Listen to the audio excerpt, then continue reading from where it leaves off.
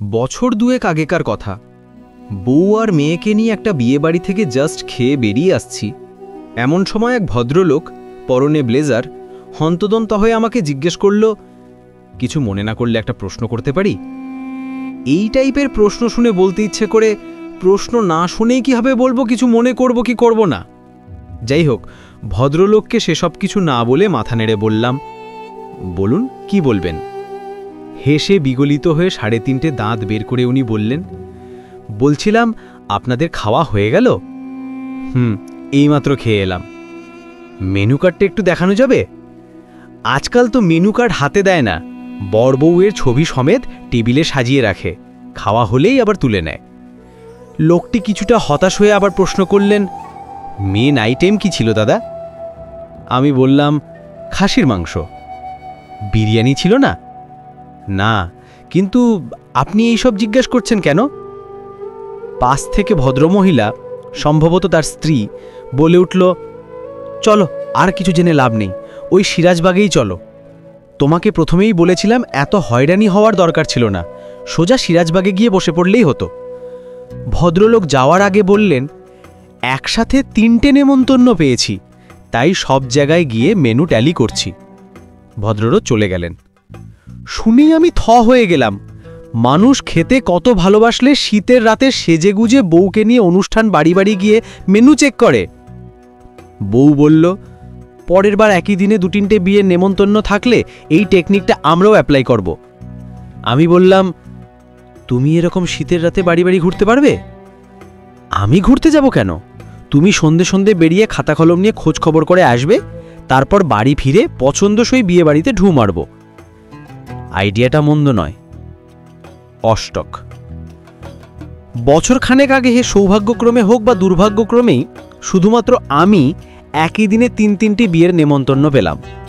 বউ আর মেয়ের আলাদা একটা নেমন্তন্ন, ওখানে আবার আমার নেই। স্বাভাবিকভাবেই তাদেরকে বিয়েবাড়ি নামিয়ে দিয়ে আমি চললাম ট্যালি করতে। প্রথম বিয়েবাড়িতে গিয়ে খাবার জায়গায় একটু ঘুরঘুর করে মেনু দেখলাম। আমি তো আর কাউকে জিজ্ঞেস করতে পারছি না যে মেনু কি হয়েছে, প্রেস্টিজে লাগছে। সাদা ভাত, মটন, সাথে সর্ষে ইলিশ, আরও জম্পেশ সবকিছু ছিল। দ্বিতীয় বিয়েবাড়ির মেনুও বেশ লোভনীয়, মাটন বিরিয়ানি আর চিকেন চাপ, এছাড়া চিলি চিকেন আর সিঙ্গাপুরি নুডলস। মন বলল, এখানেই বসে পড়ি। তবুও শেষটা একবার ঝট করে চেক করে আসি। জাস্ট এক ব্যাচ শেষ হয়েছে, দ্বিতীয় ব্যাচ বসছে। মেনু দেখলাম একেবারেই সাদামাটা, সাদা ভাত আর চিকেন। এচড় হয়েছে, আজকাল এসবও হয়। ঝটপট করে বেরিয়ে আসতে গিয়ে ছেলের বাবার খপ্পরে পড়ে গেলাম। উনি জিজ্ঞেস করলেন, খাওয়া হয়েছে?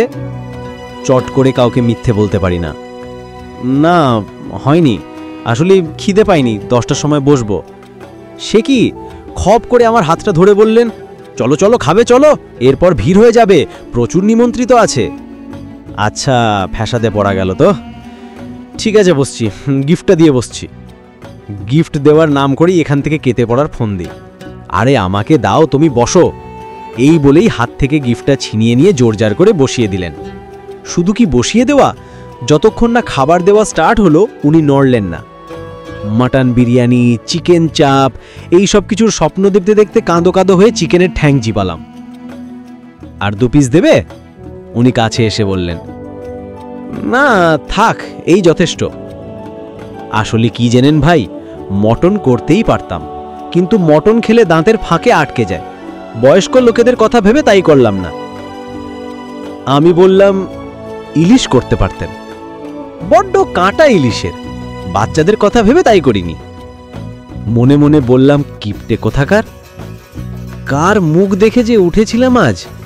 মনে পড়ল, ঘুম থেকে উঠে সোজা ড্রেসিং আয়নার সামনে দাঁড়িয়ে চুল আঁচড়েছিলাম।